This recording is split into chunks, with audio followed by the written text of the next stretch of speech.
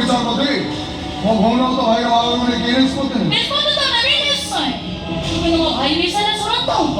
ମୋ ଭାଇଙ୍କର ଆଗରୁ ଗୋଟେ ସ୍ତ୍ରୀ ଅଛି। ଆପଣଙ୍କ ଭଉଣୀ ତାଙ୍କର ଦ୍ୱିତୀୟ ସ୍ତ୍ରୀ ହେଇପାରିବେ ତ? କାହାକୁ କଣ କହୁଛୁ ଜାଣିପାରୁଛୁ ତ?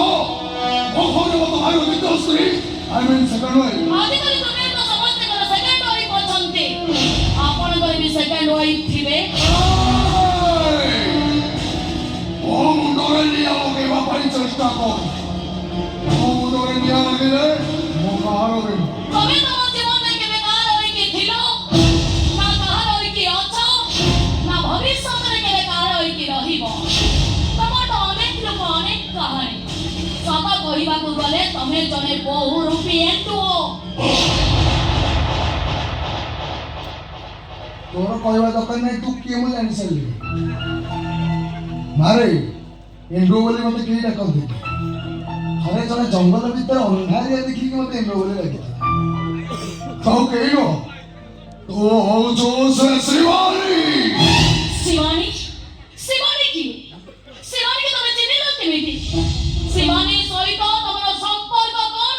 ମୁଁ ତୋର ତ ପ୍ରଶ୍ନର ଉତ୍ତର ଦେଇପାରିବିନି। ଭଲରେ କହୁଛ ମୁଣ୍ଡର ଅଣା ଖୋଲ, ଭଲରେ କହୁଛ ମୁଣ୍ଡର ଅଣା ଖୋଲ, ତାହେଲେ ମୋ ଗୌରୀ ତ ମୁଣ୍ଡର ଅଣା ଖୋଲିବ। କହିବୁନି ନା? ଠିକ ଅଛି। ହେଇଗଲା ଗୌରୀ।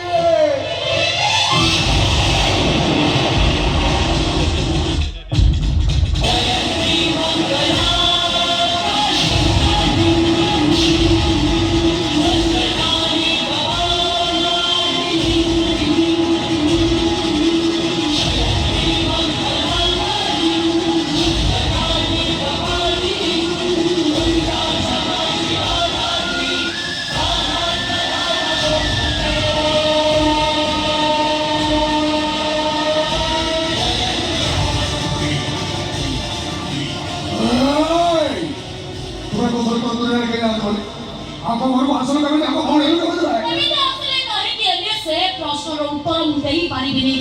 ତମ ପ୍ରଥମ ପ୍ରଶ୍ନ ଥିଲା ନା ତମ ଭଉଣୀ ଘରର ବୋହୂ ହବ?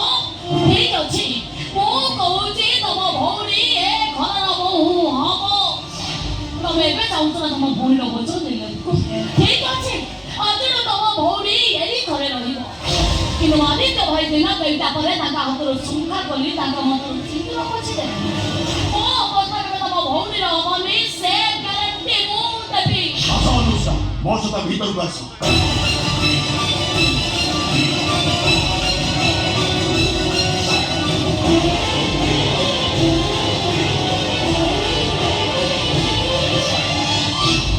ଅନୁଷ୍କାକୁ କାଳ ଭିତରେ ଏଇଭଳି ଅବସ୍ଥାରେ ପାଇ ମୁଁ ତମକୁ ଗୋଟେ କଥା ପଚାରିବି, ତମେ ଅନୁଷ୍କାର ଭାଇ ନା ଗୋଟେ ରାକ୍ଷସ? ଆଉ ଠିଆ ହେଇ ରହିଲୁ କାହିଁକି? ଯା, ଚାଲି ଯାଇଛୁ। ତୋ ସହିତ ମୋର କୌଣସି ସମ୍ପର୍କ ନାହିଁ। ଏଇ ବୋଧେ ଆମ ଶେଷ ଦେଖା।